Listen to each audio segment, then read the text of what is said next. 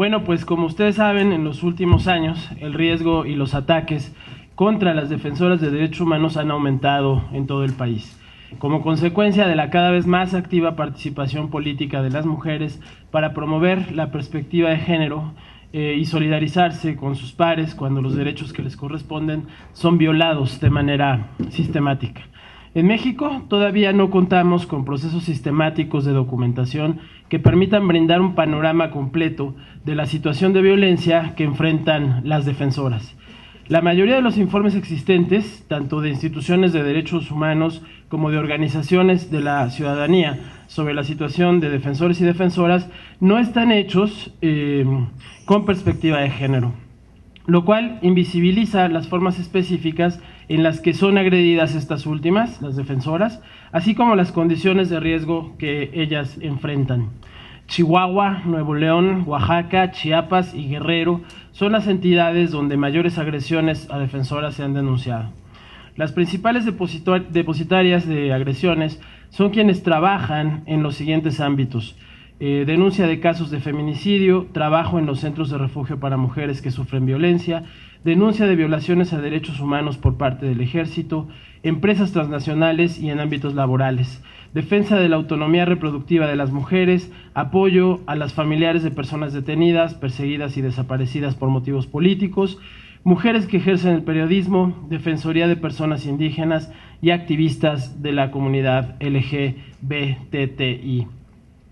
Definirse, nombrarse, presentarse como defensora de derechos humanos implica un proceso de reflexión individual sobre la propia identidad, así como ubicarse en el contexto en el que se vive y la definición o mirada que las demás personas e instituciones dan a las acciones de defensa de los derechos humanos. Se trata de un proceso a veces difícil en el que de fondo se construye una identidad política, en el sentido de que implica el reconocimiento de una colectividad y la intención de incidir en las relaciones de poder, erradicando la discriminación y la desigualdad y fortaleciendo los poderes vitales de las personas. De manera formal y como consenso mundial, las Naciones Unidas en 1998 acordaron que reconocerían como defensor o defensora de derechos humanos a toda persona, grupo o institución que contribuye a la eliminación efectiva de todas las violaciones de los derechos humanos y las libertades fundamentales de los pueblos y los individuos. Esta definición es amplia y tiene como principal referencia las acciones que se realizan en la defensa de los derechos humanos, independientemente de que se ejerza o no como profesión, filiación o desde una institución. Esto lo que quiere decir es simplemente que basta con asumirse con defensora o como defensor de derechos humanos para ser considerado como tal.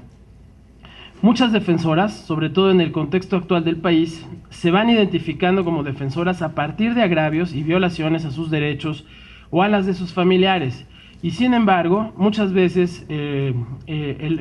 compañero de organización, de movimiento, de comunidad, el colectivo, el movimiento mismo de derechos humanos, no reconoce a las defensoras como tales, sea porque comienzan su actuar de manera emergente ante violaciones a su propia causa, o bien porque se tiene la idea de que los derechos humanos, la violación de derechos humanos no le afecta de manera directa. Ello tiene serias repercusiones en su seguridad, pues aumenta el riesgo de ser atacadas y disminuye sus posibilidades y sus recursos de protección. Es importante ubicar el momento y el lugar en el que se asume públicamente la identidad de defensora de derechos humanos. En algunos contextos, como al estar frente a procesos judiciales, identificarse de esta manera contribuye a que no se den actos de corrupción en el proceso, del mismo modo que también es útil para ampliar y difundir la cultura de los derechos humanos. Sin embargo, también en ciertos contextos, identificarse públicamente como defensora puede implicar mayores riesgos. Por ejemplo, en lugares o momentos en los que las autoridades están coludidas con intereses particulares que son afectados por las defensoras o en espacios donde las instituciones están tomadas por los poderes fácticos. Ser defensora en México supone al mismo tiempo un riesgo y una acción de empoderamiento y ciudadanía. Afecta la integridad y las relaciones de las defensoras por el intenso estrés, malestares y severas restricciones en sus vínculos, pero también les da un sentido de vida, un lugar político y social que les consolida como sujetas históricas, políticas y jurídicas, con deseos que enriquecen su experiencia y sus relaciones. En contextos de discriminación contra las mujeres, constituirse como sujetas políticas y ciudadanas plenas atenta y desafía la estructura de desigualdad y discriminación. A diferencia de lo que sucede con la percepción del trabajo que realizan los defensores, respecto a las defensoras prevalece una cultura de rechazo, de falta de reconocimiento y de limitación a su labor y aportes. Sin embargo, su presencia y desempeño permiten desarrollar nuevas relaciones sociales a través de las cuales hombres y mujeres obtienen una más amplia perspectiva sobre el significado de los derechos humanos y de su ejercicio. Para la Comisión de Derechos Humanos del Distrito Federal,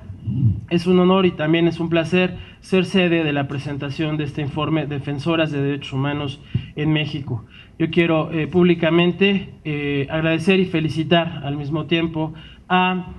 Asociadas por lo Justo, JAS, el Consorcio para el Diálogo Parlamentario y la Equidad, Oaxaca, AC, y la Red Mesa de Mujeres de Ciudad Juárez, AC, que son las organizaciones autoras de este, que es un diagnóstico 2010-2011 sobre las condiciones y riesgos que enfrentan las defensoras en el ejercicio de su trabajo. Quiero comentar finalmente que el año que concluyó, el año 2011, los últimos meses del año fueron especialmente difíciles para defensores y defensoras, pero particularmente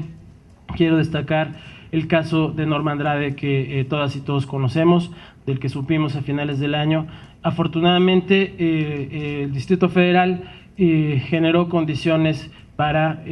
atenuar la circunstancia que vive Norma Andrade, y afortunadamente no tenemos una mala historia que contar, sino aquella experiencia que ella tuvo en su ciudad. De ahí la importancia de visibilizar el trabajo de las defensoras, de ahí la importancia de que este informe se divulgue, se dé a conocer, que todas y todos sepamos cuál es la circunstancia real que viven las mujeres que por la razón que sea han tomado la decisión de convertirse en defensoras de derechos humanos. Así que yo felicito muchísimo este esfuerzo y bueno, cuenten con la comisión para divulgarlo.